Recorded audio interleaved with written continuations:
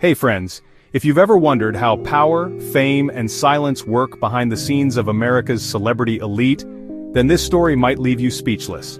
Because today, we're following a case that's not just about one man, but about a system. Prosecutors are preparing to call one of their final witnesses in the federal racketeering and sex trafficking trial against Sean Diddy Combs, and what's coming to light could be a reckoning decades in the making.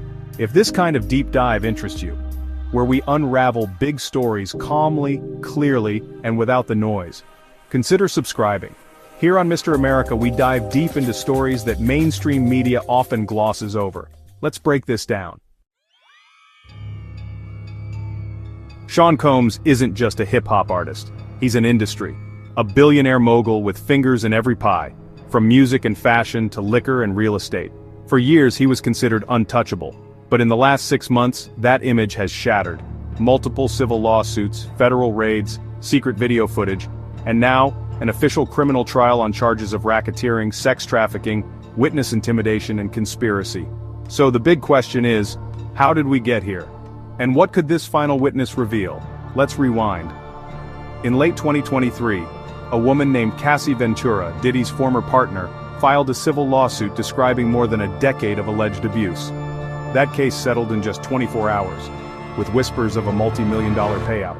But the allegations lit a match. Suddenly, a wave of civil suits followed, from former employees, associates, and alleged victims. And then came the FBI. In March 2024, federal agents raided Diddy's homes in Los Angeles and Miami, reportedly finding electronic devices, surveillance footage, and even documents related to NDAs or non-disclosure agreements, signed under coercive conditions. Then came the indictment, over 15 counts, some of which fall under the RICO Act, which is typically used against organized crime. And this is where things start to feel less like a celebrity scandal, and more like a deep criminal web. You see, the RICO Act isn't about a single crime, it's about patterns, networks, structures of illegal behavior that involve coordination over time. Prosecutors argue that Diddy built a system, allegedly using his businesses, homes, and employees to facilitate trafficking, hush victims, and silence witnesses. And here's where the suspense deepens. One of the final prosecution witnesses is reportedly a former bodyguard, someone who's been close to Diddy for years, and may have personally witnessed illegal activity at parties, on private flights, or inside Combs's homes. Some sources say he kept written records and even video footage of interactions. Others say he left after an alleged falling out in 2020. Around the time several insiders began distancing themselves from the Combs circle. And if you've made it this far, maybe consider subscribing. It really helps this channel grow, and lets us keep building these long-form investigations together. Now here's where it gets even more unsettling. Over the past decade, Diddy's public persona remained pristine. He was rebranding himself as Love, launching vodka brands, throwing million-dollar parties, mentoring young talent. But behind the scenes, whispers were growing. Industry insiders have long spoken, off the record, about parties with rules, confiscated phones, and women flown in under mysterious circumstances. Some attendees reportedly had to sign NDAs before even entering his homes. Many dismissed it as eccentric celebrity behavior, but with each new legal filing it looks less like eccentricity, and more like control. Let's talk about what's been revealed so far in court.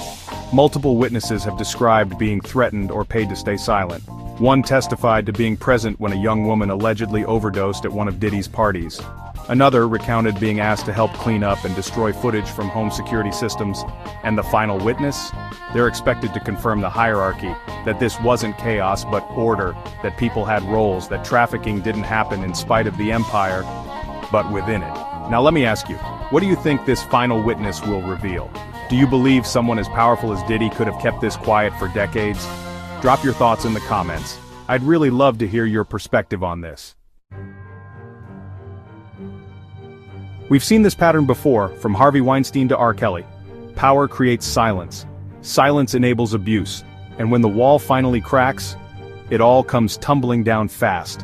What makes this case especially important is how deep it might go. We're talking about private jets, international events, fake shell companies, NDAs, even alleged ties to political figures and law enforcement insiders. And yet the court system is only now beginning to untangle it. Justice, when it finally comes, rarely feels clean or complete, but it matters. This case isn't just about Sean Combs. It's about whether the United States legal system can hold someone accountable when they've built a fortress out of fame, money, and influence. And it's about whether we, the public, can stay informed, critical, and emotionally grounded through the noise. So here's my question to close with. When someone has this much power, and this many people protected them for this long, do we need to change how the system works, not just who it holds accountable?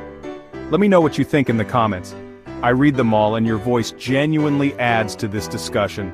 And finally, if this video gave you a clearer picture of what's really happening, do hit that subscribe button, because we need more independent voices asking the right questions together. I'm signing off for now, but I'll be tracking this story closely as the trial continues. Thanks for watching.